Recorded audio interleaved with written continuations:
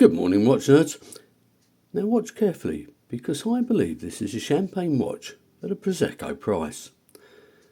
The owner, Henrik Schott, sorry if I pronounced his name incorrectly, appears to have looked at every detail of this watch and managed to produce the almost perfect GMT Garter. Well, in my opinion anyway. And welcome to my unpaid and unsponsored review of the Henry Archer Verden GMT.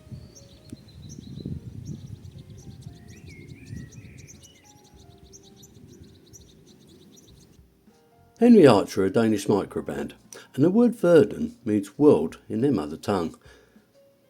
Now this is a first for me because I've never owned a true GMT rather than an office GMT. The difference being that the hour hand is adjusted on a real GMT rather than a GMT hand. I'll get to that later. Now unfortunately the downside to this is there is no quick set date, but the good news is I never bothered to set the date anyway.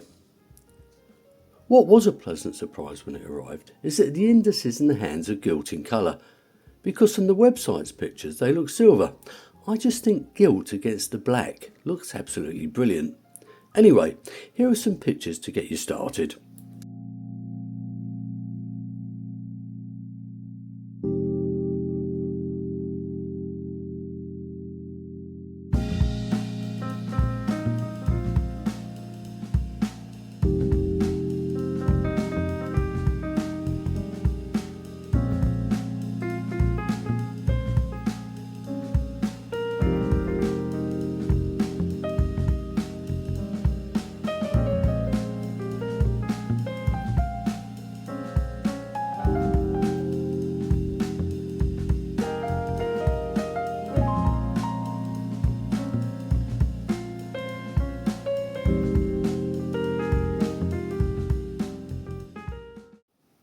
As a matter of interest, I sold my Marne Greenwich GMT to fund this, and oddly enough there are a few similarities, including a black waffle dial.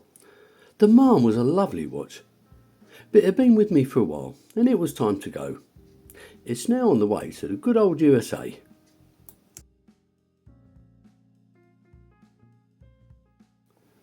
Time to get the nasty stuff out of the way first, the money. In sterling, one of these will cost you the princely sum of £595, including postage from Denmark. However, this will vary depending on the dial you go for.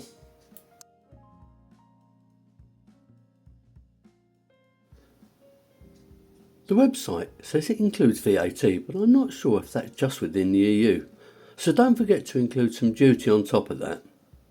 I bought this barely used one from an eBay seller for a fair bit less than that. Now you're going to have to make up your own minds whether or not you believe this is good value for money, but I'll let you know what I think later on in this video. The watch came in a leatherette travel case which was placed inside a branded box. It's similar to cases I've seen from other manufacturers including Erebus, and it's befitting of a watch at this price. Inside was a 2-year warranty and some instructions. For what I consider a Garter GMT watch, the specifications are pretty spot on. Now these are my measurements.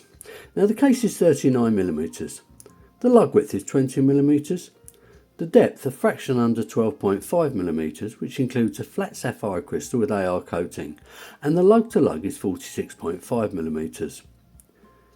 Now once adjusted to fit my 17cm wrist, it weighs in at 147 grams.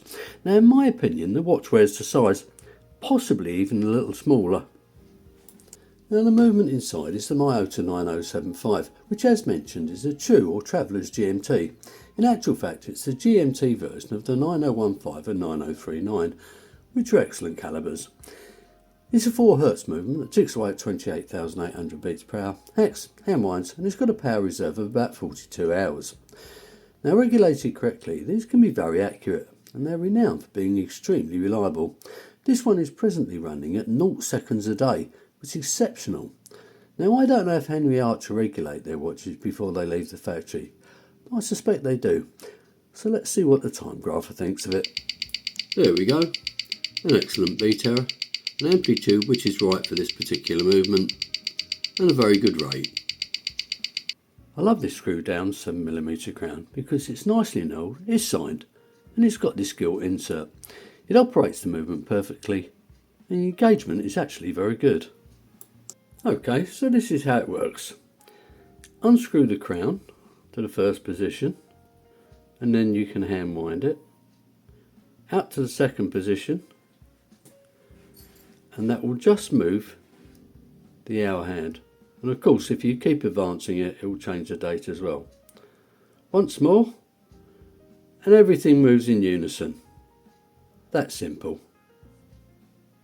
So let's have a look at the bracelet and clasp.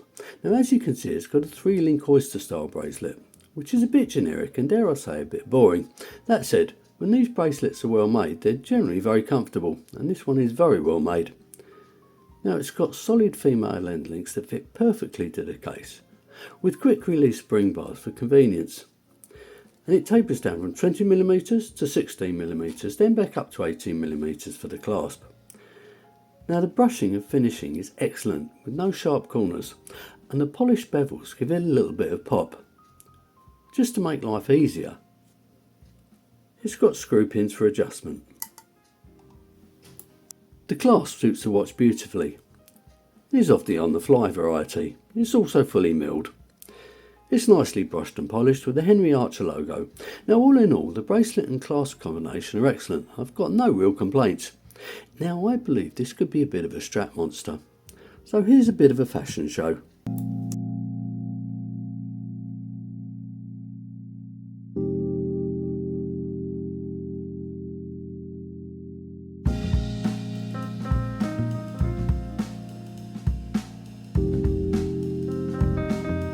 I did say earlier that the dial is waffle, but perhaps that isn't a great description. But anyway, it's textured with these small triangles. So starting from the outside and working our way in, we have GMT markers above each index. Then we move into a minute track. Other than where the colour match state window is at the 6 o'clock, the indices are gilt batons filled with BGW9X1 lume. Under the 12 o'clock is the Henry Archer logo, which I think is very nice. Then above the 6 o'clock it reads Verden, and below that, dual time zone GMT in red. However, I can't help thinking that just GMT would have sufficed. The GMT hand on this particular colourway is red, and the Dauphine hands, like the indices, are filled with lume. The lume on this watch is exceptional, however the hands don't last quite as long as the indices. Anyway, this is what it looks like.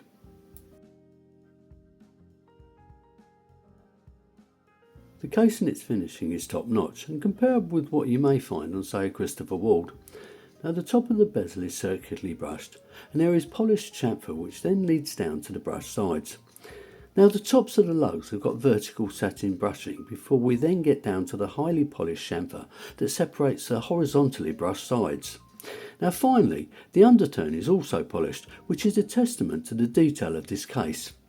As you can see, it's also very nicely shaped, so this watch will almost certainly fit wrists even smaller than 6.5 inches. I'm not the greatest fan of exhibition case packs, but this one is done well, and it shows off the custom rotor through its rear sapphire crystal.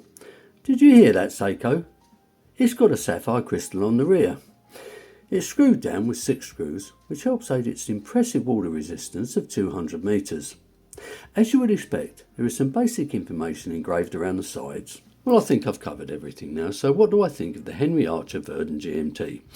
The first thing I'd say is if you ever got to handle one of these and was told it costs twice as much as it does, you wouldn't question it. Everything about the watch has been thought through and the attention to detail is excellent. In brief, I wouldn't hesitate to recommend one of these because I think anybody who ends up buying one is going to absolutely love it. But have I got any complaints? Well, just the one, and it's probably a bit minor. I would have been happy if it either had a solid case back or it had less water resistance, in order the case was just a millimetre or so less deep. But that's about it. That brings me to the end of this review, so if you've enjoyed it, please click on the like button and leave your comments below. Now, I don't earn any money from this channel, mainly because I don't have enough subscribers to justify monetising it. So please, please, please subscribe if you haven't already. Finally, enjoy the rest of your day and don't do anything I wouldn't.